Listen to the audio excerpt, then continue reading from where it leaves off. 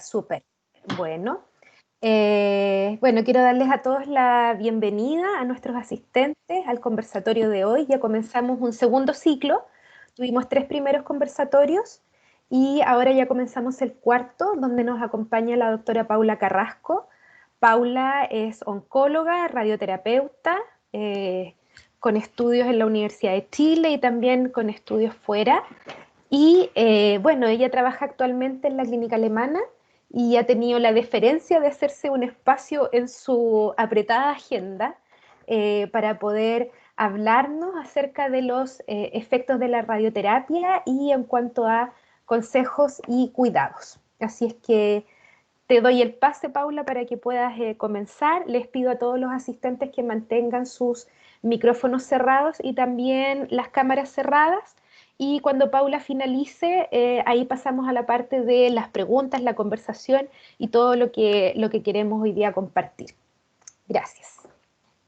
Bueno, yo agradezco la invitación. La verdad que hoy día ha sido un día terrible. Para mí todo lo programado ha sido desprogramado por situaciones de paciente, así que les pido que si de repente alguien abre, yo estoy en la consulta ahora, así que si alguien abre, digo yo, la puerta y me hace alguna intervención en el trayecto de esta reunión, espero que no interfiera en la conversación, ¿ya?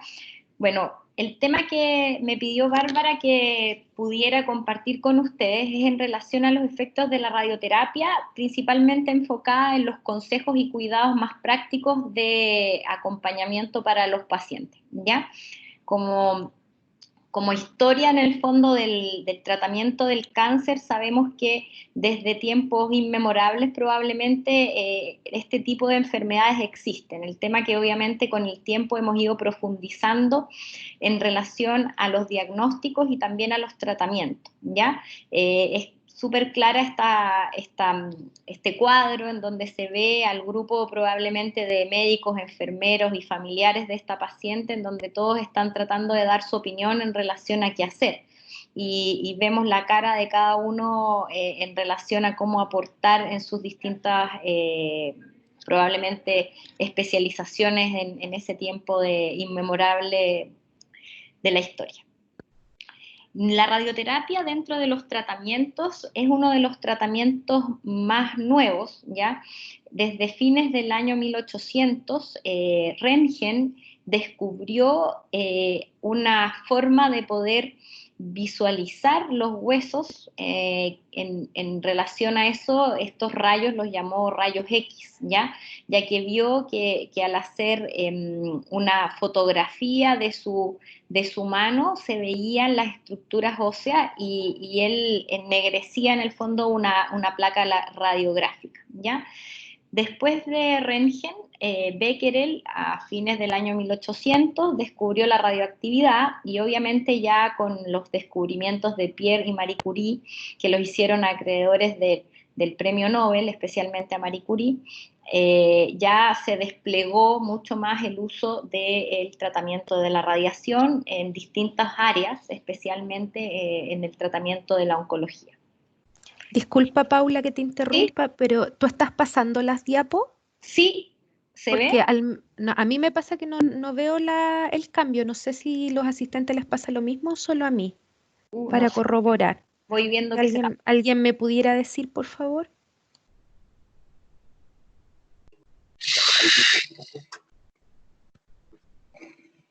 ¿Mabel?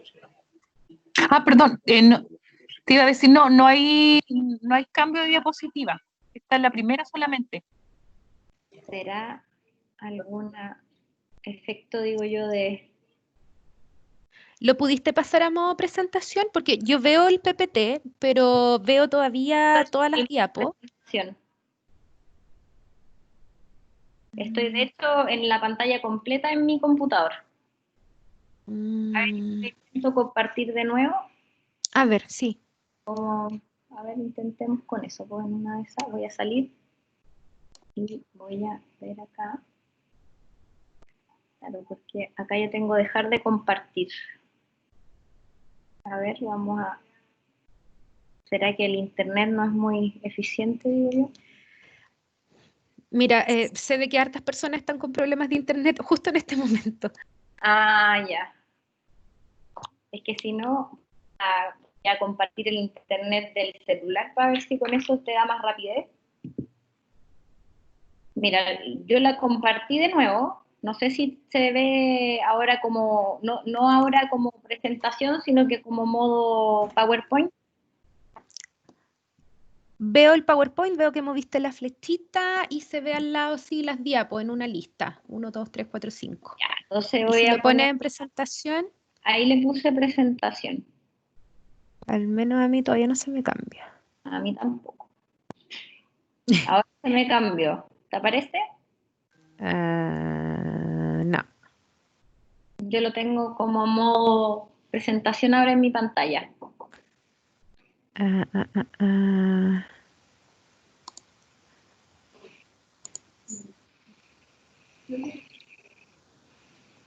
Pero mira, quiero ver si se cambian las diapos nomás. A ver si, Ya, independiente que salga en presentación o no.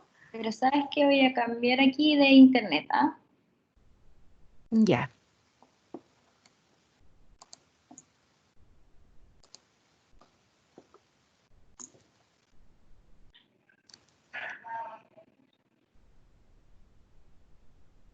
Ya, ¿me ves ahora o no? Sí, te sigo viendo, en ningún momento se ha cortado. Ahora sí, solo tú, ya no se ve la presentación. Y ahí, Ahora la presentación, ahora sí. ya, vamos a ver si corren, porque en el fondo yo las he visto todo el rato. Ahí, Ahí ahí sí, cambié de, ahí sí.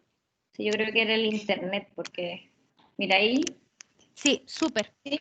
ni un problema. Ya, entonces partimos de nuevo y así la hago más corta en las primeras 10. Ya. Ya. Entonces, como les decía, el tratamiento de cáncer en cierta medida se remonta a tiempos inmemoriales y el tratamiento multidisciplinario en cierta medida ha ido a medida que han habido descubrimientos en relación a los nuevos tratamientos, hemos ido avanzando. Como les explicaba el señor Röntgen, descubrió los rayos X, a través de su descubrimiento se empezó a desarrollar el uso de los rayos X en la medicina. Posteriormente con Becquerel, que descubrió la radioactividad, y Pierre y Marie Curie, también lograron en el fondo darse cuenta que habían elementos radiactivos y los primeros usos que se dieron a estos elementos radioactivos, especialmente el radio, fue en oncología, para el manejo del cáncer. ¿Ya? ¿Vamos bien? ¿Se ve el flujo de las diapositivas, no? Súper, yo al menos lo veo, cero problema. Perfecto. Entonces, el tratamiento actual del cáncer, la verdad es que es un tratamiento visto desde el punto de vista del centro del paciente y es un tratamiento multidisciplinario, ¿ya? O sea, antiguamente, digo yo, estaba solo la cirugía, posteriormente apareció el tratamiento de quimioterapia, la radioterapia, pero en la actualidad, en los últimos 20 años, han habido avances importantes y dentro de estos avances, las terapias target, la inmunoterapia, las terapias hormonales, han ayudado a complementar todo lo que es el manejo de tratamiento en los pacientes con cáncer, ¿ya? Sin considerar aquí en esta tabla todo lo que significa también la parte de rehabilitación, prehabilitación, manejo emocional, manejo paliativo, obviamente son parte también de las herramientas de tratamiento en los pacientes con cáncer, ¿ya? ¿Qué es la radioterapia? Bueno, la radioterapia es uno de los tratamientos oncológicos que se ocupa habitualmente para la gran mayoría de los cánceres. O sea, yo creo que aproximadamente el 80 a 90% de los cánceres en algún minuto de su proceso puede requerir radioterapia, ¿ya? Es importante entender que la radioterapia es un concepto amplio que involucra a distintos tipos de radiación y que nosotros los radiooncólogos la dividimos en dos grandes grupos, ¿ya? Lo que es la radioterapia externa, que se hace en algunos equipos especiales, y la braquiterapia, que es una braquiterapia, es un tratamiento de contacto, ¿ya? Un tratamiento en donde se pone una fuente radiactiva, ya sea en el lugar donde está el tumor o en una zona, una cavidad en donde necesitemos administrar la radiación para destruir las células tumorales, ¿ya? Generalmente es un tratamiento ambulatorio, ¿ya? Nosotros habitualmente en las radioterapias externas vemos a los pacientes que vienen a sus sesiones de radiación, ¿ya? Y pueden después irse a su casa, ya que la radiación externa principalmente es una radiación que, si bien es cierto, mata las células en el momento en que el paciente está en el equipo, pero cuando el paciente se va a su domicilio, no queda en el cuerpo del paciente irradiando al resto de las personas. Por lo tanto, desde el punto de vista de la protección de radiación, este tipo de radiación externa es un tratamiento que no requiere que las personas se aíslen, ¿ya? Ni de sus familiares, ni de personas embarazadas o de personas de riesgo como los niños, ¿ya? Entonces es un tratamiento en ese sentido bastante llevadero, ¿ya? La braquiterapia es un poquito distinto, ¿ya? Es un tratamiento que en algunos casos también puede ser ambulatorio, pero que al poner esa fuente radiactiva dentro de la cavidad del tumor, obviamente el paciente no puede salir mientras no le extraigamos esa fuente radiactiva de la zona en donde está el tumor, ¿ya? Algunos tratamientos, por ejemplo, de próstata, que pones fuentes radiactivas dentro de la próstata, a veces tienen una extensión de radiación que no es tan amplia, que solamente irradia la próstata y entonces no difunde tanto fuera del cuerpo del paciente, pero que a veces también requiere algunas pequeñas medidas de aislación, ¿ya? Es súper importante también entender algunos conceptos que los quise recalcar, que los doctores hablamos muchas veces de los tratamientos curativos y los tratamientos paliativos, ¿ya? Yo soy súper clara en manifestarle a los pacientes que nosotros, dependiendo del tipo de cáncer y de la etapa en la que se encuentre el paciente en el momento de su diagnóstico, podemos establecer un tratamiento con una intencionalidad que obviamente es tratar a veces de aliviar el dolor dentro del concepto paliativo o de aliviar algunas molestias que está produciendo el tumor, ¿ya? O en el concepto de la intención curativa, ¿ya? La intención curativa es tratar de disminuir al máximo las posibilidades de que el cáncer se vuelva a reactivar, ya en los casos de los pacientes, por ejemplo, posoperados, o de implementar un tratamiento en donde podamos disminuir al máximo el tamaño del tumor, en donde podamos, como te digo, después quizás operarlo y seguir con los otros tratamientos complementarios, ¿ya? Yo siempre le explico a los pacientes que el concepto de decirle un tratamiento curativo o un tratamiento paliativo va en relación a la intencionalidad del tratamiento, ¿ya? Porque a veces las personas pueden entender que uno le dice, mire, le vamos a hacer un tratamiento paliativo, entonces vienen así como angustiadas y no entienden que no es que no le vayamos a hacer nada, sino que la intención del tratamiento va en relación, por ejemplo, de aliviar un síntoma, ¿ya? Que está produciendo el cáncer. ¿Ya? Son conceptos como importantes de describir en oncología porque se usan en forma muy frecuente, ¿ya? Para reiterarles, en el fondo, la radioterapia es un tratamiento, al igual que la cirugía, locorregional, ¿ya? Los tratamientos de cáncer, por ejemplo, las quimioterapias, son tratamientos que los doctores llamamos sistémicos, tratamientos que van, por ejemplo, a través de la sangre a todas las células del cuerpo. Eso es lo que nosotros llamamos tratamientos sistémicos. Y los tratamientos locorregionales o locales son tratamientos que van enfocados al lugar donde uno los aplica. Por ejemplo, si yo tengo un tumor en el brazo y yo opero ese tumor, le estoy sacando solamente la zona del tumor del brazo y no estoy interviniendo ni el abdomen, ni el tórax, ni las otras extremidades, ¿ya? Entonces, la radioterapia es muy similar en esos aspectos a la cirugía, ¿ya? O sea, si yo voy a hacer un tratamiento de radiación de mama, lo más probable es que se produzcan efectos a nivel de esa zona y no se manifiesten en efectos en otros lugares más distantes de la zona que yo voy a irradiar, ¿ya? El tratamiento también compromete a un equipo multidisciplinario, ¿ya? El tratamiento no lo hace el doctor. Ya a mí siempre me preguntan los pacientes, ¿y usted va a estar en la máquina, doctor? Y yo le digo, no, mira, en verdad yo tengo un equipo de trabajo, ¿ya? Y este equipo de trabajo está conformado por un físico médico, por un tecnólogo médico que es el que manipula la máquina, por técnicos en radioterapia que son personas especializadas que asisten a los pacientes cuando vienen al equipo, ya además de todo, obviamente, el personal administrativo y las otras especialidades, ya el personal administrativo, la secretaria, las personas que incluso apoyan en el caso de los, por ejemplo, ahora el coronavirus, el aseo de la institucionalidad, etcétera. Ya nosotros hacemos como un trabajo en equipo, ¿ya? Una parte que siempre es importante recalcar, que obviamente el tratamiento de radiación tiene como fin destruir las células malignas, ¿ya? Pero el efecto de la radiación interfiere a nivel del ADN de todas las células, ¿ya? Y en esta diapositiva yo quiero recalcar cuál es el efecto de la radiación. La radiación tiene un efecto molecular, llamémoslo biológico después, ¿ya? En donde al hacer la radioterapia, la radiación propiamente tal, que se llama fotón o electrón, ¿ya? Interfiere con las partículas más minúsculas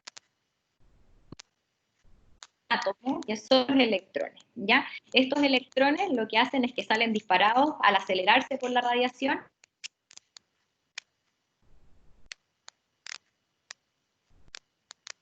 entre un 70-80% de composición de agua, por lo tanto, altera todas las posibilidades que esta persona tenga agua en su cuerpo, o sea, puede alterar cualquier parte del cuerpo del paciente, ¿ya?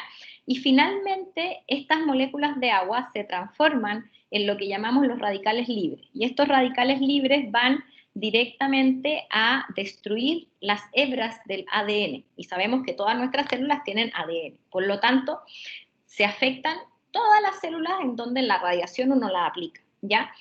Además de eso, existe un efecto que llamamos directo, ¿ya?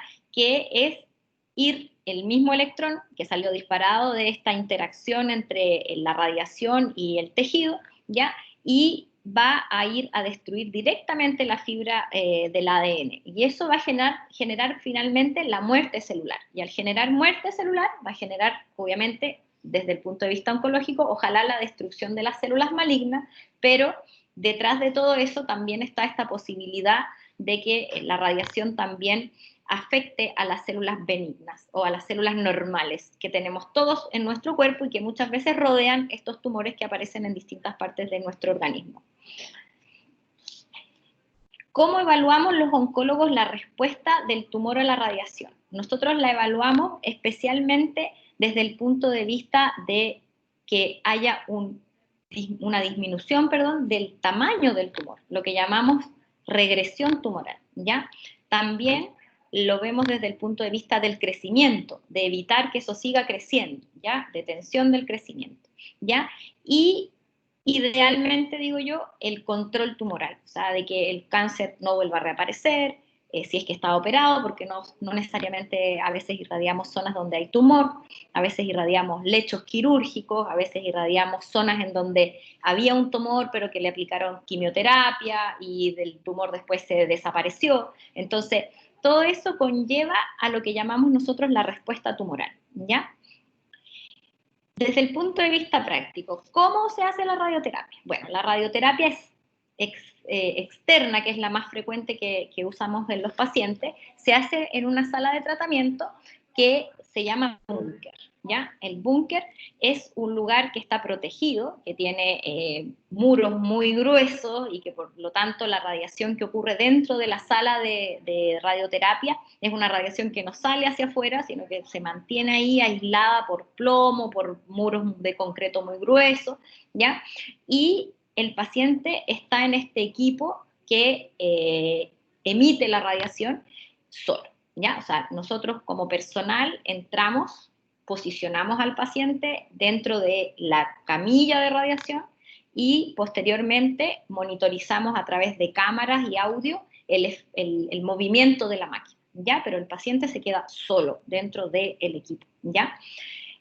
Para poder preparar su tratamiento, hacemos lo que conocemos como simulación, ¿ya? La simulación, como dice su palabra, es un simulacro, es una forma de preparar el tratamiento que el paciente posteriormente va a recibir y que habitualmente lo hacemos en escáner, ¿ya? O sea, primero el paciente lo evalúa el médico, define si ese paciente procede a hacer un tratamiento de radioterapia y posteriormente el doctor le dice a su equipo de trabajo, mire, sabe que a este paciente, por ejemplo, le vamos a irradiar la mama y hay que hacer una simulación de mama. Entonces acostamos en la camilla de tratamiento al paciente, hacemos unas marcas, a veces en la piel, y posteriormente en la posición de tratamiento llevamos al paciente a el lugar en donde se va a hacer el escáner. Hay algunos centros de radioterapia que tienen un escáner dedicado, o sea, dentro del mismo centro de radiación,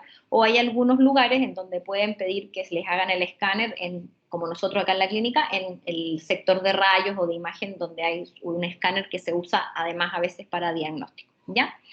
Posterior a eso, el paciente se va para su casa, digo yo, ¿ya? Y nosotros hacemos el trabajo, digo yo, tras bambalinas, que lo conocemos como planificación, ¿ya? La planificación o dosimetría es un tratamiento que se hace netamente en los computadores, ¿ya? Todos los tratamientos de radiación se calculan en un computador, en donde cargamos las imágenes del paciente y nosotros, a través de especiales de radiación, trabajamos con el físico y con el tecnólogo para definir cómo la máquina va a ir parando para darle la mejor radiación al tumor y proteger los tejidos sanos, ¿ya? Posterior a eso, una vez que ya está preparado el tratamiento del paciente, hay un día en donde se hace lo que llamamos la verificación. La verificación es un día en donde el paciente viene a la máquina y hacemos un chequeo con una radiografía de que el paciente queda en la misma posición en la cual se hizo el escáner, ¿ya? Y si hay alguna diferencia, hacemos la corrección milimétrica de la posición del paciente, ¿ya? Una vez que todo eso está verificado, el paciente parte el tratamiento y obviamente completa la cantidad de sesiones que su médico haya definido, dependiendo de la patología. Y finalmente, los pacientes se hacen los controles, ¿ya? Los controles ya sea de imágenes, controles médicos, para ver los resultados de los distintos tratamientos y controlar también lo que... ¿ya? Aquí hay un resto, en el fondo ya les explicaba que el paciente, una vez que se define hacer radioterapia, viene a la simulación, se hace el escáner de simulación. A veces, dependiendo del tipo de tratamiento, puede haber una espera de 3 a 10 días en donde el paciente está en su casa, pero nosotros estamos trabajando en su proyecto de radioterapia y finalmente, una vez que el plan de tratamiento está listo, viene el paciente a verificarse para chequear la posición y inicia sus sesiones de radiación, una por día, dependiendo, como les digo, de la cantidad de radiación que haya definido su médico tratante, ¿ya? Hay distintos equipos de tratamiento. Equipos antiguos de cobalto ya en nuestro país no existen. La gran mayoría de los equipos ahora son lo que llamamos aceleradores lineales. Son equipos en donde uno los conecta a la corriente, no tienen una fuente radiactiva, pero al conectarlos a la corriente existe una transformación de la corriente eléctrica a través de una serie de mecánica que tiene el equipo para transformarla en rayos X de alta intensidad y que eso generalmente es lo que ocupamos en estos equipos aceleradores lineales, ¿ya? Hay equipos más modernos, equipos que son tipo un robot, ya los CyberKnife, los Gamma Knife, o sea, en los últimos 15 o 10 años los equipos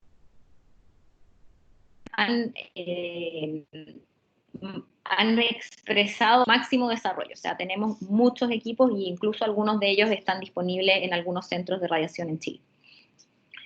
Bueno, la braquiterapia es lo que yo les explicaba, un tratamiento un poco distinto a la radioterapia externa que se hace en estas máquinas.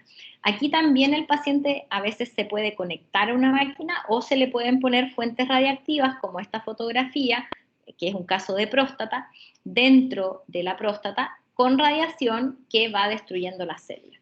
Este tipo de tratamiento, como hay que poner la fuente radiactiva dentro de una cavidad o dentro del lugar donde está el tumor, implica a veces una pequeña hospitalización, a veces un procedimiento quirúrgico, ¿ya? Es un tratamiento que es más complejo desde el punto de vista de la planificación, pero que es muy efectivo y que se usa mucho en los pacientes con cáncer ginecológico, por ejemplo, en las mujeres, ya como complemento a la radiación externa o de forma exclusiva, como algunos casos de cáncer de próstata, en donde queremos aplicar una radiación para manejar este tipo de patología.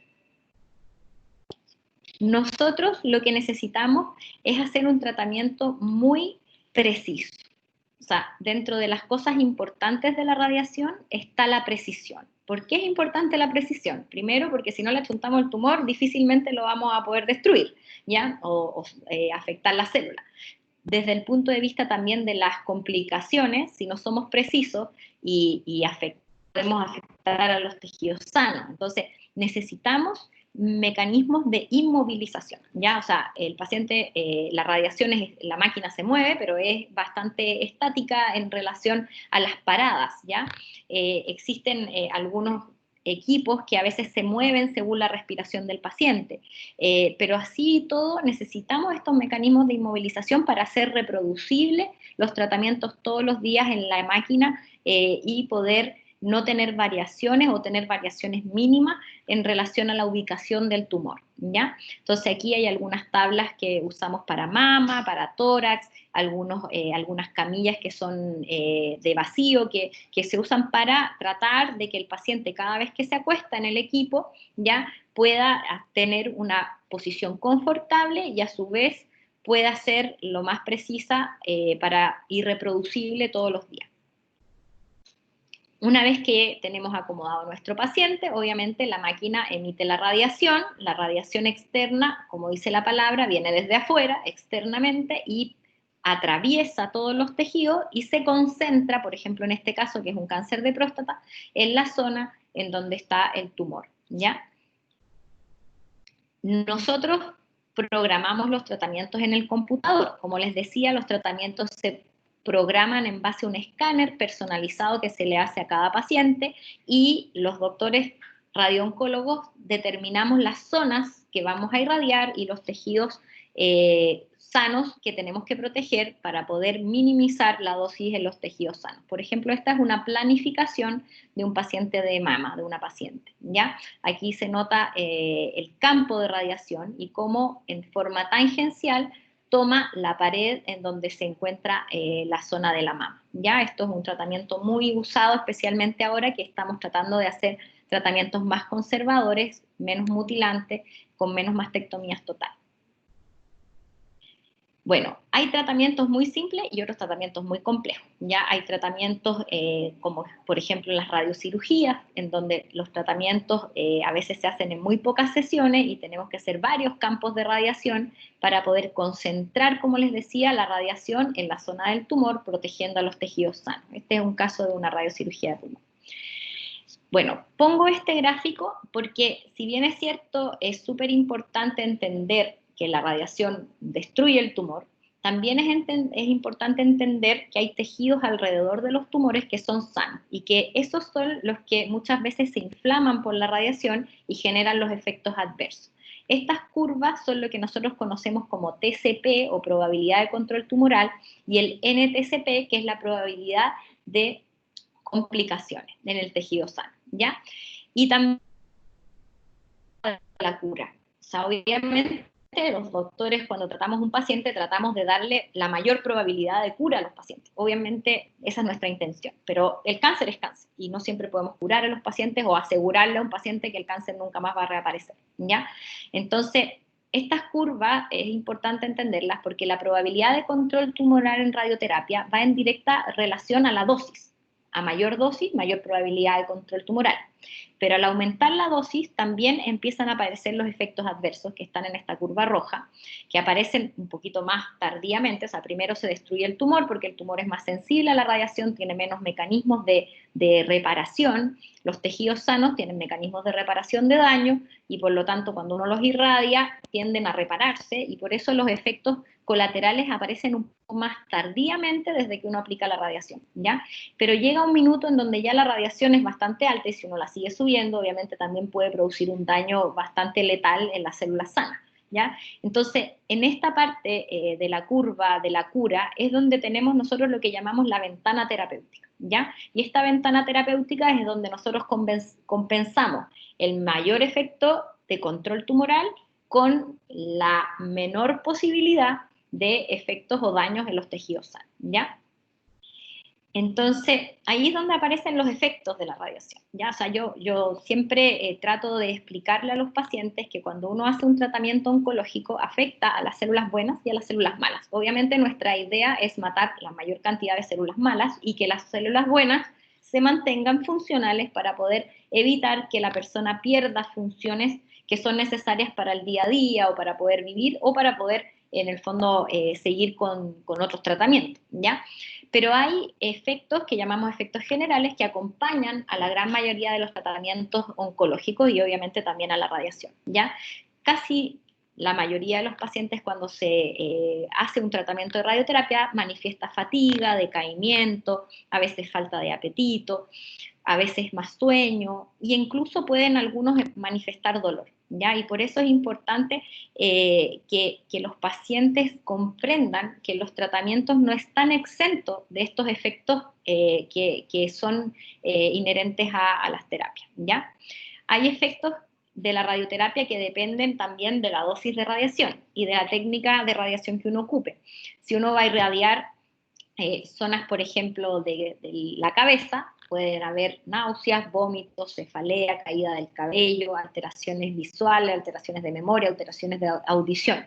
Los doctores, yo digo, no queremos dejar a nadie pelado ni tampoco a nadie sin ver, pero a veces los tumores están en zonas en donde se hace muy difícil preservar la funcionalidad. Hay algunas alteraciones que se producen en forma transitoria y uno llama los efectos agudos. Hay muchos efectos agudos que después de que uno deja de irradiar a los pacientes, estos pacientes van a recuperar su función, ¿ya? Pero también hay efectos crónicos y efectos de cosas que pueden aparecer tardíamente después de años de haberse irradiado, ¿ya? Entonces, los efectos de la radiación, si bien es cierto, los agudos son los más evidentes, como la fotografía que les muestro aquí, que hay una mucositis de la cavidad oral, como ven aquí una radiodermitis de la piel de una mama, como ven acá la radiodermitis de un cuello, de un paciente tratado de cabeza y cuello. O sea, aquí obviamente les muestro fotografías más impactantes, no es que a todos los pacientes les vaya a pasar todas estas alteraciones en esta forma, pero a muchos pacientes podría ocurrirles dependiendo de la ubicación de los tumores y de la dosis de radiación que uno tenga que entregar en esa zona, ¿ya? Efectos, por ejemplo, de irradiación de tórax. Algunas personas manifiestan dolor para tragar, a veces tos, alteración funcional con falta de aire o fatiga por actividades básicas, a veces alteración en la movilidad de las extremidades. Dependiendo, como les digo, de la zona que uno va a irradiar, aparecen diferentes efectos agudos y posteriormente algunos de esos se recuperan y otros pueden quedar como efectos tardíos del tratamiento de radiación o del tratamiento oncológico en general.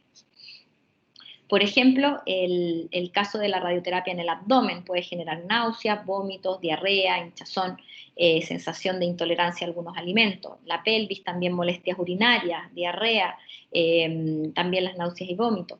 Irritación en la piel de las extremidades en caso de que uno irradie un brazo, una pierna. Ya inflamación, que es lo que conocemos como edema.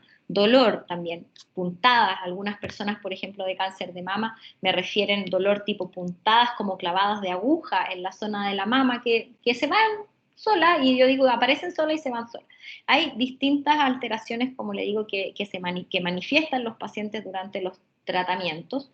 Hay un perfil de pacientes que puede manifestar muchas alteraciones, otros que tienen alteraciones intermedias, que es lo más habitual, y algunas personas que vienen a sus tratamientos y no manifiestan grandes molestias relacionadas con la terapia. Hay un perfil, como le digo, de curva de Gauss de manifestación de efectos colaterales que, si bien es cierto, están descritos muchas de estas cosas que yo les anoto en las diapositivas, pero no significa que todo les vaya a ocurrir a cada uno de nuestros pacientes cuando vienen a la radioterapia, ¿ya? ¿Cómo podemos prevenirlo? ¿Ya? O sea, yo siempre recalco lo que me enseñó mi profesor de beca, era que la dosis ideal para nosotros los oncólogos para no producir daño es 0. O sea, no irradiar a un paciente es la forma de poder prevenir que un paciente vaya a tener molestias por la radiación. Pero la verdad que eso no es real. Entonces, dentro de las situaciones realistas, es que cuando uno tiene que irradiar un tumor o tiene que irradiar preventivamente a un paciente para evitar que el tumor vuelva a activarse, ¿ya? Vamos a tener efectos y molestias relacionadas con la radiación, pero podemos tener algunos tips como para poder minimizar esas alteraciones, ¿ya? Y yo las dividí en 4 grupos, ¿ya? Porque son las preguntas más frecuentes que a mí me hacen los pacientes. Primero, la alimentación, los cuidados de la piel, porque muchas veces se puede irritar la piel, la hidratación efectiva y también asociada un poco a la alimentación, y también la actividad física, ¿ya? En relación a algunos cuidados de alimentación, yo les digo a los pacientes que depende mucho de la zona que uno vaya a irradiar, ¿ya? O sea, no todas las personas tienen que tener una dieta estricta de alimentación durante los tratamientos de radioterapia, ¿ya? Pero especialmente en los pacientes que tienen tumores digestivos, por ejemplo, es muy importante que durante la radiación eviten todo lo que son los alimentos grasosos, con aliños o irritantes. El ají, en el fondo, son irritantes y cuando hay inflamación de los conductos digestivos, es importante tratar de no agregar situaciones que pueden en sí irritar a cualquier paciente. O sea, yo le digo, mire, imagínese, yo como ají y me duele para tragar o siento la lengua inflamada. O sea, si usted está con radioterapia, que la radiación inflama la lengua y le agrega ají, obviamente no va a generarle una sensación agradable, ¿ya?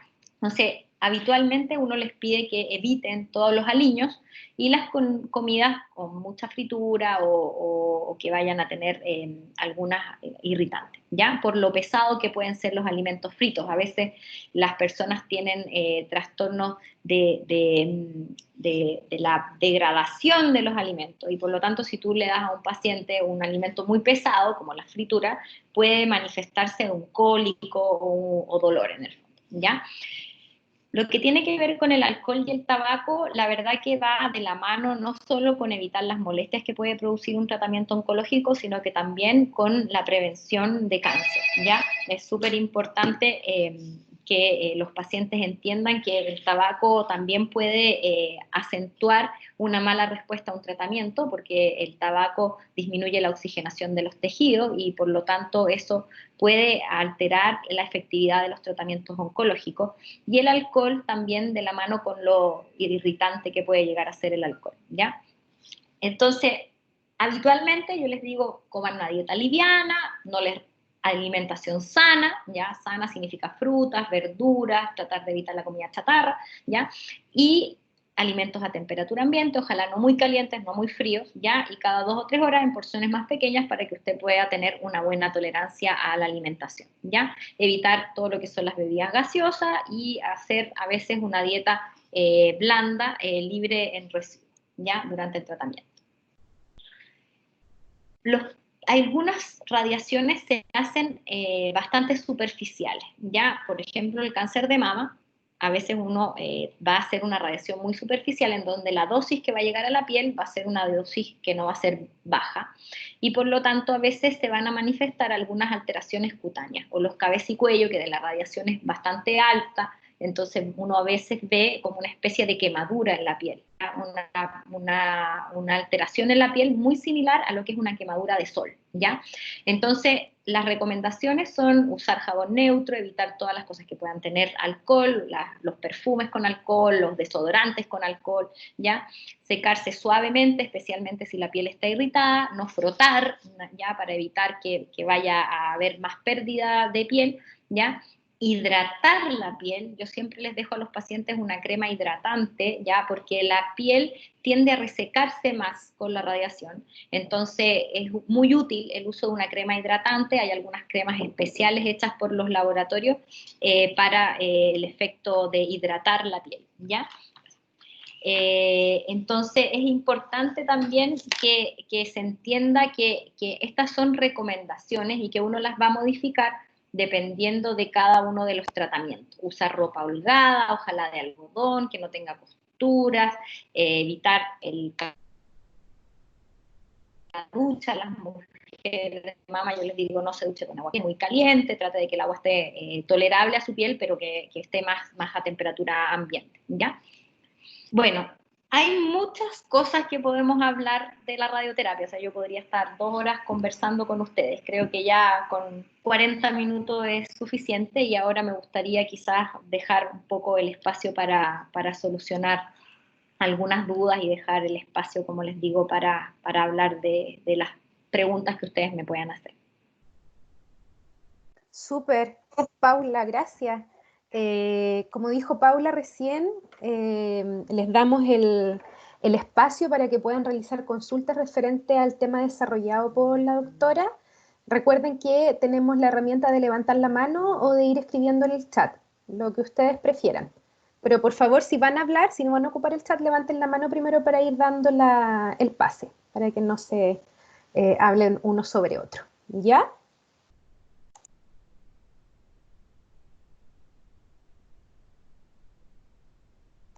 Vamos a ver.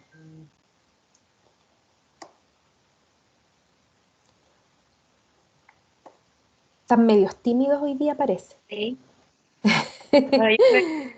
Más. Oye, yo tengo una duda. Voy a empezar yo para romper el hielo. Voy a dejar el espacio para que me pregunten algo, porque si no... Sí, voy a empezar yo para romper el hielo. ¿Tú sugieres alguna manera o existe alguna forma de poder preparar los tejidos para la radioterapia, por ejemplo, cuando hablábamos del tema de la piel o de los músculos? Mira, está descrito que se pueden usar estas cremas hidratantes, ¿ya? Estas cremas hidratantes que uno usa durante el tratamiento de radiación y posterior a la radiación, uno las puede usar desde antes, ¿ya? O sea, desde 2 o 3 semanas antes de iniciar los tratamientos de radioterapia, uno podría hidratar la piel permanentemente para tratar de tener una piel mucho más preparada, como dices tú, para el tratamiento, ¿ya? La verdad que yo lo he hecho en algunos pacientes, a veces el tiempo en el que te derivan a los pacientes no te da ese espacio y a veces los colegas cirujanos o oncólogos médicos no instruyen en estas cosas por falta quizás de información o por falta de tiempo, digo yo, cada especialista a veces se dedica un poco a su área y no piensa en que después de un tratamiento viene otro, entonces es importante, como les digo, los cuidados de la piel en relación a la hidratación, ¿ya? Hay cremas dermatológicas probadas para pieles sensibles, que es lo que uno más ocupa en este tipo de pacientes, ya no se ocupa cualquier crema, sino que tiene que ser una crema ojalá dermatológica, ojalá una crema que sea hipoalergénica, ya, porque las pieles en tratamientos oncológicos, ya sea quimio o radioterapia, son pieles más reactivas, ya son pieles que están más sensibles, ya sea al sol, al roce, ¿ya? Entonces, ante cualquier cosa pueden sobrereaccionar y hacer como una dermatitis, ¿ya?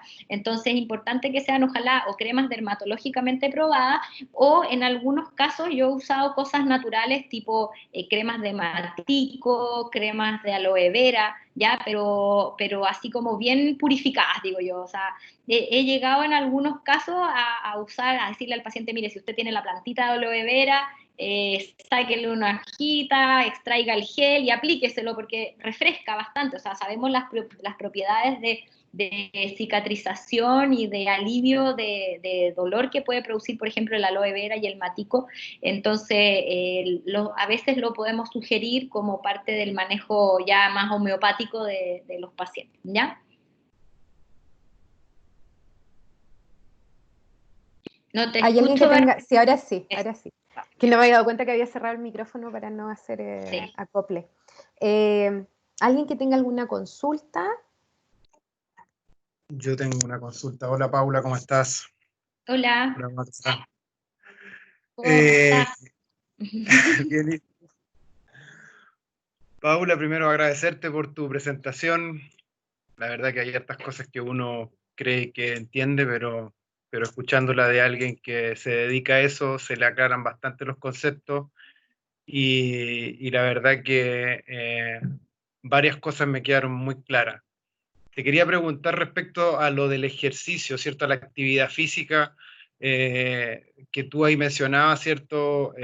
Un poco nosotros como kine, de repente, qué cosas podemos de repente exigirle al paciente, qué cosas no, en qué momentos, de repente un poco eso, orientar un poco en qué tenemos que tener mucho cuidado, o de repente decir, no, sí, usted puede, y a lo mejor tratar de instar al paciente o al usuario a que haga ciertas cosas que a lo mejor él no quiere hacer por ciertas razones. Entonces un poco eso, en relación al ejercicio, a la actividad física. Y aquí tiene, no sé si me escucha, mira, hay un poco de criterio también en relación a la actividad física. O sea, nosotros los oncólogos sabemos que necesitamos que los pacientes tengan actividad física, ¿ya? Por varias causas. Una, porque en el fondo alivia muchas cosas de dolores que se relacionan con la falta de ejercicio, ¿ya? Con la falta de movilidad, ¿ya?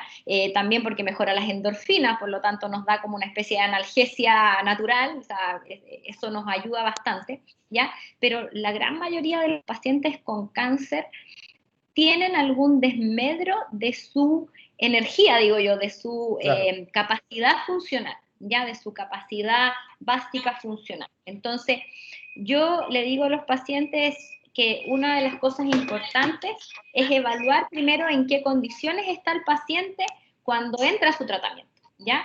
Porque yo necesito que ese paciente ojalá no empeore con su tratamiento oncológico, ¿ya? O sea, porque todos queremos que el paciente mejore, ¿ya? Que se sienta mejor. Pero como los tratamientos no están exentos de falta de apetito, de decaimiento, de dolor, de varias cosas en el fondo, entonces esta normalidad que llamamos de los pacientes a veces se ve afectada en la parte relacionada con los tratamientos, ¿ya? Y también a veces ya viene afectada relacionado netamente con su cáncer, ¿ya? O sea, por ejemplo, un paciente que tenga metástasis ósea, un paciente que tenga un tumor en el pulmón y que está afectada su capacidad funcional pulmonar. Entonces, yo creo, o sea, siempre yo he sido súper promovedora de lo que es la prehabilitación. O sea, en mi mundo ideal, digo yo, de oncóloga, siempre me habría encantado que los pacientes tuvieran una evaluación multidisciplinaria, no solo en la parte física de manejo de ejercicio, sino que también en la parte nutricional, porque son las dos, emocional, ¿ya? Que son las 2 o 3 esferas que más se alteran cuando uno tiene un paciente que está con cáncer, ¿ya? Entonces, primero yo digo, hay que saber con qué jugadores estamos jugando en la cancha, ¿ya? Porque hay jugadores en la cancha que ya hace rato que están en la sala de espera, digo yo, que están en la banca, que uno sabe que no son ni Alexis Sánchez ni Vidal. Entonces, a veces no le podemos pedir pera al olmo, ¿ya? Entonces, y porque ya a veces, tú sabes que el cáncer es entonces la persona viene debilitada por su mano, entonces obviamente esa parte hay que analizarla, ¿ya? Y por otra parte hay que apoyarla, ¿ya? Porque en cierta medida hay cosas que se relacionan también con los temores que tienen los pacientes. A mí me pasa, combato esa cuestión, ¿no? Porque yo le digo a los pacientes, mire, yo aquí no tengo un inválido, el cáncer no le dio porque usted caminó más, caminó menos, o porque usted lo miró feo, o porque usted comió esto que no comió esto. O sea, muchas de estas alteraciones de cáncer tienen que ver con alteraciones genéticas, ¿ya? Que uno no tiene tan claro qué cosa fue lo que lo produjo, pero que en cierta medida alteran su funcionalidad. Entonces, en este minuto, yo necesito que esa persona sea lo más autovalente posible, porque mientras menos autovalente, todo nuestro basal con los tratamientos oncológicos puede decaer, ¿ya?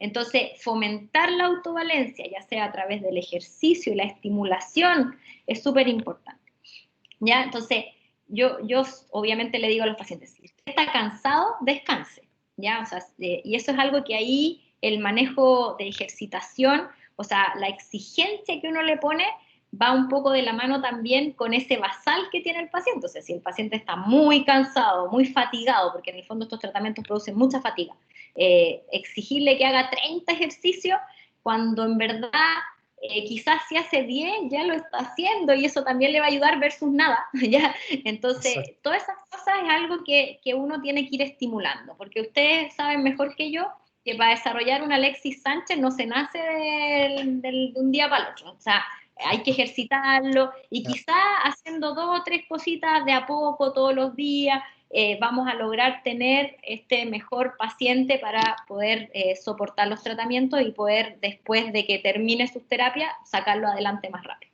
¿ya? Bueno, por No eso sé si- también el concepto de prehabilitación es tan importante. Sí, Porque si eso tú tienes preparado al paciente, es menos difícil después poder incorporarlo a una rutina de actividad física durante los tratamientos. o sea, yo digo, en el mundo ideal, eso es absolutamente La necesario. prehabilitación.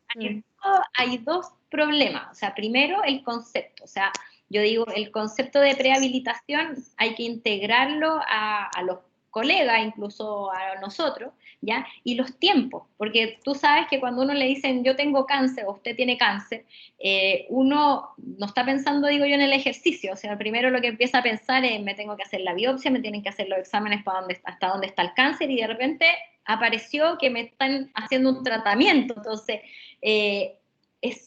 a veces esta, digo yo, bolita de nieve, que es que a uno le digan que tiene cáncer, falta a veces el apoyo, yo digo, integral, muchas veces también porque no está cubierto por las institucionalidades, por FONASA, por la ISAPRE, es un gasto, pero no pensando en ese mundo ideal, digo yo, y pensando, como te digo, en el objetivo principal, que es darle un manejo integral al paciente. Yo creo que, como dices tú, es algo que debiera ser fundamental. O sea, yo veo pacientes de mama que se le enseñan ejercicios desde antes que se opera, después de eso se opera, sigue haciendo los ejercicios después en su postoperatorio inmediato, lo más precozmente, llega a una radioterapia y durante la radioterapia tiene mejor movilidad, mucho menos dolor y muchas alteraciones que quizás las va a tener en una recuperación, pero más lenta. Con la prehabilitación se acelera el proceso de rehabilitación, creo yo. O sea, Claro. Pero no, eso integrar. Lo que nos habías dicho, Paula, que con pacientes que evaluamos, que con la Bárbara, y que tenían un IMC mucho más bajo y que tenían una mucho mejor condición física en relación a todos los parámetros funcionales que tú nos dices, y que habían hecho ejercicio antes, durante y después. Y no sé, yo en carne propia lo veo con mi papá, lo mismo, que apenas pudo salió a correr y a trotar. También tuvo, es cierto, en cáncer de próstata y vejiga, mucho mejor evolución, y ahora desde el punto de vista emocional, él no sé de dónde sacaba eso, pero es lo que dices tú, físico y emocional estaba bien para poder estar bien. Entonces, y en esas pacientes que nosotros veíamos también, cuando estaban emocionalmente mal y además desde el punto de vista de la actividad física no estaba tan bien, todo iba hacia abajo. O sea, yo creo que hay, como te digo, hay muchos conceptos arraigados de esto mito-realidad. O sea, moverme me va a hacer mal, claro, si estoy con una fractura y la fractura no está estabilizada y en cierta medida hago un ejercicio mal hecho, obviamente puede ser que eso perjudique tu situación funcional desde el punto de vista oncológico. Pero si tú en ese paciente que tiene la misma fractura lo manejas con la movilidad en bloque, le enseñas a la familia cómo se tiene que mover para evitar que se vaya a fracturar, obviamente vas a tener un paciente menos postrado, menos complicado desde el punto de vista de la función quizás de su brazo, de su pierna, de lo que sea, pero con más seguridad va a poder seguir siendo activo, digamos. O sea, hay cosas más que obviamente incluso. Claro, hay situaciones que uno tiene que evaluar muy en conjunto, ¿ya? Porque hay situaciones que, claro, si uno hace mal un ejercicio, yo le digo al paciente, salga a correr y está, como te digo, con una fractura ahí que está media inestable, o sea, no es el minuto, pero hay, eso, por eso te digo que va el criterio también un poco de la evaluación funcional del paciente, de la situación oncológica del paciente y de poner objetivos realistas en base a este basal que uno tenga de paciente para poder ir avanzando en forma paulatina. O sea, eso es un poco el tema. Súper, gracias, Paula. Oye, gracias, Juanma. Paula, aprovecho porque están haciendo algunas preguntas a través del chat. Carol nos pregunta si tienes experiencia con promover ejercicios previos a la radiación, sobre todo de elongación muscular por la fibrosis de los tejidos blandos. Nosotros, previo, la verdad que depende mucho del cirujano. Este tipo de tumores, por ejemplo, sarcomas y todo eso, a mí me llegan, yo digo, 3 o 4 semanas después del postoperado, y uno que otro ha sido derivado al kinesiólogo como para poder hacer rehabilitación. pero tengo de hecho ahora una paciente operada de un sarcoma ocular que quedó postrada, ¿ya? Postoperatoria, o sea, la sacaron, digo yo, del pabellón, entró a la UCI, y de la UCI los 2 días no movía ni una pierna, ni un brazo, nada, o sea, postrada, y que la tuvimos acá en la clínica, hicimos un manejo de rehabilitación importante, pero a veces depende un poco de los timings, y después llegó a radioterapia prehabilitada, digamos, ¿me entiendes? Porque su condición basal previo al tratamiento era mucho mejor que la condición postoperatoria, ¿ya? Entonces, en cierta medida depende mucho, como te digo, de la evaluación, o sea, primero del diagnóstico, obviamente, porque muchas veces nos enfocamos en tratamientos que necesitamos que sean luego, entonces no te da el espacio para hacerlo, pero en estos tratamientos multidisciplinarios, en donde tú vas viendo las secuelas que va generando la cirugía o las secuelas que van generando los tratamientos, muchos lo han ido integrando, ¿ya? Y en ese sentido creo que, no lo veo en todos los pacientes, pero sí recibido varios pacientes de sarcoma que vienen ya, digo yo, en una rehabilitación postoperatoria, pero que para mí es una prehabilitación para radioterapia, porque obviamente son pacientes que vienen de una situación a otra, ¿ya? Y también hice un tiempo un estudio que creo que ustedes se los comenté, en la FALP, yo me formé en la FALP, en donde hicimos una especie de evaluación médica e inmediatamente recibí una evaluación por kinesiólogo que hicieron por la universidad y todo. Entonces, y a estos pacientes se les daba una rutina de ejercicio, ¿ya? Y obviamente hicieron evaluaciones y se veía que los pacientes que lograban hacer esa rutina de ejercicio desde un poco antes de partir con su tratamiento, lograban tener mejor tolerancia a los efectos adversos de la radiación, ¿ya? O sea, yo veo harto edema en los pacientes tratados por lesiones de extremidades, ¿ya? O sea, eso es lo que más les molesta a los pacientes, y la limitación funcional de elongación, que muchas veces depende también de los tendones que le cortaron para sacarle el tumor, o de las raíces nerviosas que pudieron afectarse por la cirugía, ¿ya? Y que hay mucho de neuropraxia, entonces ahí, como te digo, uno ve que en los postoperatorios de lesiones de ese tipo hay varias secuelas que me las van prehabilitando un poco, pero obviamente los timings dependen de qué tan activo haya sido el cirujano, digo yo, en empezar con la rehabilitación. Claro. Oye, cambiando, porque hay alguien que nos está haciendo una pregunta, que es Mabel, y nos dice si desde el punto de vista emocional recomiendas la licencia médica en el periodo de radioterapia o continuar activo laboralmente. A ver, esto es una cosa de personalidad, pero no sé, yo creo que la licencia médica es un justificativo del doctor, ¿ya? Para que las personas que trabajan, ¿ya?, puedan justificar la inasistencia en su trabajo por el tiempo que tienen que dedicar al tratamiento. Ya yo les explicaba que los tratamientos no son largos, pero si hay personas que no son de la ciudad en donde se tienen que hacer tratamiento, o que tienen que viajar, o que no se sienten bien porque el tumor que tienen les está inhabilitando para ejecutar su trabajo, ¿ya? Yo creo que esos pacientes tienen derecho, digo yo, a tener una licencia médica, ¿ya? Desde el punto de vista emocional, es súper diverso, ¿ya? Yo digo, tengo pacientes que emocionalmente necesitan trabajar porque se sienten que aportan a la sociedad, porque les cambia el switch mientras están en tratamiento, no están pensando todo el rato en su cáncer y les ayuda a tener otras preocupaciones. Como así tengo otras personas que por personalidad no son capaces de entender que ellos a veces podrían seguir trabajando, ¿ya? Entonces, yo creo que el concepto licencia médica, y como les insisto, es un justificativo para el trabajador que tiene que cumplir con sus labores, ¿ya? Pero no creo que sea necesario, a no ser que el paciente esté pasando por una situación emocional importante, ¿ya? O sea, yo le digo, no es una obligación, la licencia médica no es una obligación, es un derecho, pero no es una obligación, ¿ya? Entonces, creo que ahí hay una conversación que por lo menos yo siempre tengo con los pacientes, ¿ya? En donde yo les digo, que en el fondo, si ellos no pueden cumplir con sus labores y su empleador les exige obviamente la licencia, yo se las doy mientras dure el tratamiento y hasta un mes y medio después de que termine el tratamiento, desde mi punto de vista, ¿ya? Hay algunos pacientes que a veces vienen en una seguidilla de otros tratamientos y por lo tanto hay pacientes que a veces llevan 1 año con licencia médica o 2 años o 3 años y que ya las ISAPRES los quieren jubilar porque ya no les quieren seguir pagando sus licencias. Entonces ahí también viene otra parte emocional, las licencias prolongadas, que tanto en verdad ese paciente sí realmente va a poder incorporarse a su actividad o quedó con alguna alteración funcional que limita sus posibilidades profesionales o de trabajo.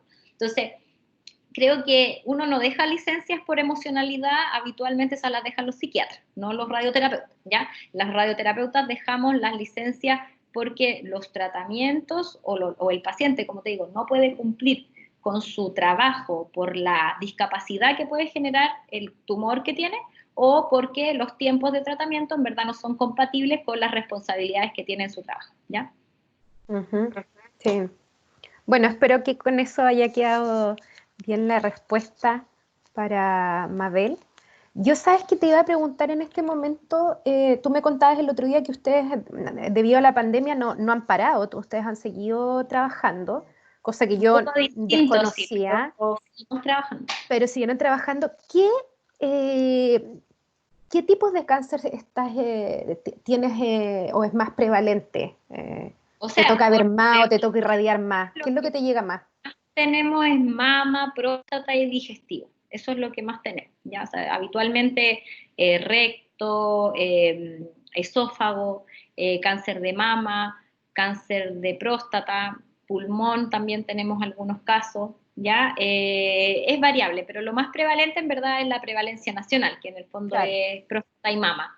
¿Ya? Eso es lo que más vemos, ¿ya? Yo acá en la clínica, por un tema de derivaciones y un montón de cosas, obviamente lo que más veo es digestivo y próstata, eso es lo que más veo, ¿ya? Mama veo, pero pasa por rachas, digo yo, a veces me llegan muchas mamas o de repente hay algunas, pero es variable. Y ahí depende mucho, lo que te llega a la clínica depende del tema de si desde el GES tienen que cubrirlo ustedes o te derivan, Claro. también te llega gente de la salud pública de repente que a lo mejor el hospital no puede absorber. Tenemos un convenio con el hospital, o sea, en realidad un convenio con FONASA, ¿ya? Entonces, los pacientes que por temas de su GES están fuera de plazo de atención, los derivan a un segundo prestador, ¿ya? Y ahí está el ICOS y también la Clínica Alemana de Temuco como segundos prestadores, entonces son lugares en donde los pacientes a veces del hospital pueden derivarse a tratamiento. De hecho, de nuestro pool de trabajo, el 70% son pacientes que vienen por el convenio con el hospital, o sea, la gran mayoría son pacientes de los, ¿ya? Claro, claro. Oye, y bueno, los periodos de radioterapia, porque son fracciones de sesiones, y me imagino que hay hartos pacientes que no viven en Temuco. Sí. ¿Cómo, ahí el paciente es el que tiene que autogestionarse o tú sabes si hay alguna manera en que... La verdad es que durante el periodo pandemia el hospital dio bastante apoyo a los traslados de los pacientes para hacer un traslado seguro y el cumplimiento de los tratamientos. Pero desde hace 1 o 2 semanas ya cosas que el sistema ha hecho un poco vista gorda, o sea, que ya no se están haciendo cargo, entonces muchos pacientes tienen que financiar ellos sus traslados o ya hacer uso, digo yo, del asistente social, que tiene que ver con el manejo de algunos recursos municipales y otras cosas que en verdad yo no manejo mucho, pero que es lo que a mí me cuentan los... ¿ya? Entonces, el tema, como te digo, de los traslados, en algunos casos, obviamente los pacientes lo pueden hacer y no les complica, pero hay otros casos que incluso limitan la compliance, en el fondo, el cumplimiento que pueda tener un paciente. De hecho, hoy día yo tenía la reunión a las 4 y tenía una paciente que venía de Curacautín y por ejemplo, por la nieve y por el hielo no podía llegar, entonces se atrasan. Entonces hay todo un tema de los traslados que no es menor. Para los no pacientes. Deja de ser. Sí, por eso te lo consultaba. Y claro, pensando también en la realidad de nuestra región.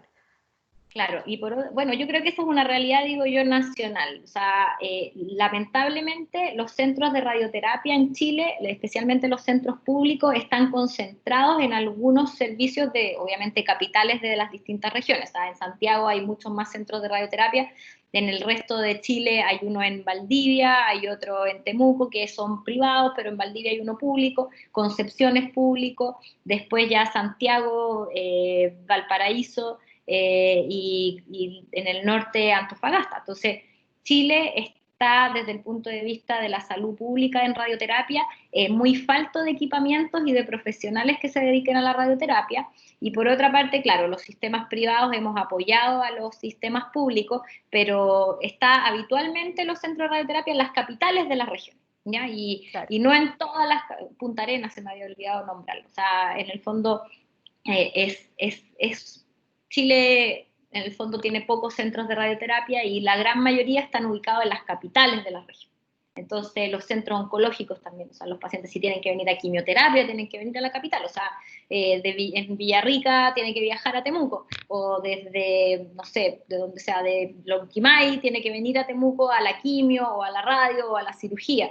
Las cosas de diagnóstico están un poco menos centralizadas, o sea, el escáner, la resonancia, alguna biopsia, que se puede hacer ya más en su hospital de origen, pero la gran mayoría de los tratamientos oncológicos todavía están restringidos a los traslados de los pacientes.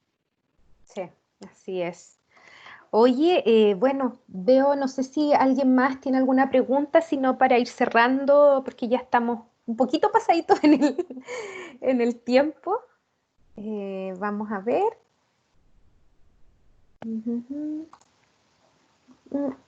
No veo que nadie levante la mano ni... Ay. Ah, Marisol Recondo. Habla nomás, dale. Hola. Hola. Bueno, primero agradecer a la doctora porque realmente su exposición nos humaniza. Nosotras trabajamos en la parte social comunitaria. Entonces, cuando tenemos una formación de esta magnitud, nos humaniza y a la vez nos hace crear conciencia que tenemos un compromiso social para poder nosotros educar, encaminar, guiar, aconsejar a las mujeres a las cuales nosotras le hemos detectado el cáncer. Le cuento cortito. Yo represento una agrupación que hacemos el puerta a puerta, buscando a las mujeres para que se tomen el PAP como prevención al cáncer cervicuterino y cáncer de mama.